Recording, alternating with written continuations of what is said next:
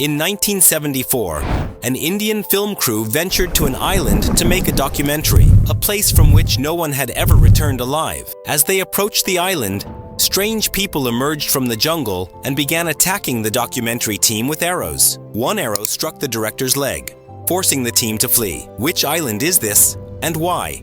Even with today's advanced technology, can no one visit it?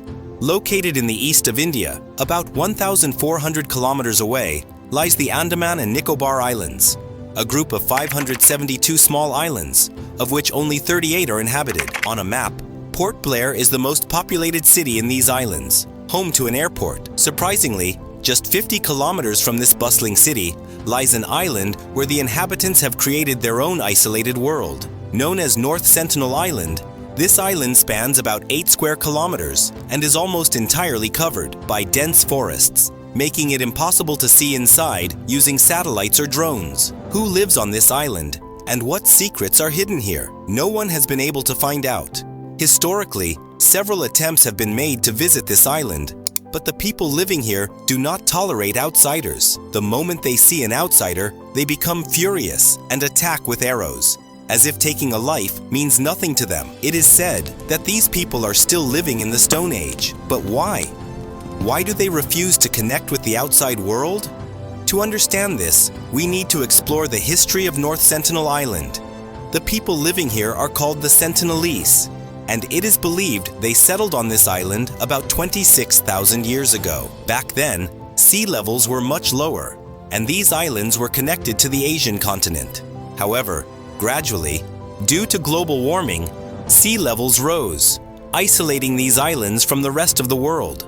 The people here were left stranded, while the rest of the world progressed. For the Sentinelese, this island was their entire world. The first recorded sighting of North Sentinel Island was in 1771, when a survey ship passed by and saw lights coming from the island but did not visit. For many years afterward, no one thought of coming to this island, but in 1867, a merchant ship accidentally crashed near the island. The ship carried about 106 British and Indian passengers who assumed the island was deserted. They were wrong. While waiting for rescue, they decided to spend a few days on the island. On the third day, a group of Sentinelese emerged from the jungle and attacked the passengers with arrows. Somehow, the passengers managed to survive and were rescued by the British Royal Navy. This was the world's first recorded contact with North Sentinel Island, revealing that the Sentinelese do not tolerate outsiders and attack them. For about 13 years after this incident, no one attempted to return. But in 1880, a British officer, Maurice Vidal Portman, decided to visit the island to make contact with the Sentinelese and civilize them. When Portman and his team arrived, they found a family consisting of an elderly couple and 4 children. Portman kidnapped the family and took them to Port Blair. However, since the Sentinelese had been isolated from the world for so long, they were not immune to many diseases. Within days, the elderly couple fell ill and died.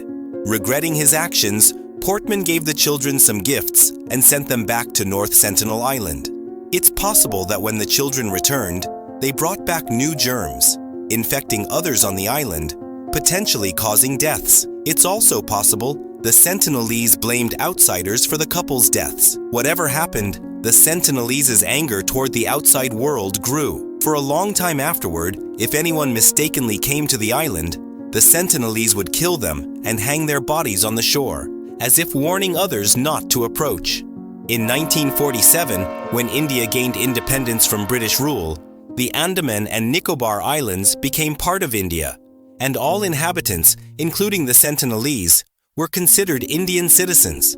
But the Sentinelese had no concept of what India was. After independence, the Indian government decided to establish peaceful contact with the Sentinelese. In 1967, this responsibility was given to Indian anthropologist Triloknath Pandit. Pandit and a team of 20 people visited the island.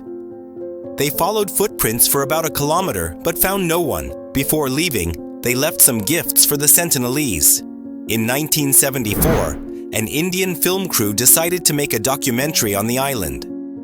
Their team, including armed forces, the film crew, and Triloknath Pandit, arrived on a large boat. To win the Sentinelese's trust, They left gifts on the shore, including a live pig, and stepped back. After a while, some Sentinelese emerged from the jungle and began attacking the team with arrows. One arrow struck the director's leg. They also killed the gifted pig and buried it in the sand. This was the first time the Sentinelese were captured on camera. Despite this incident, Pandit continued visiting the island for years.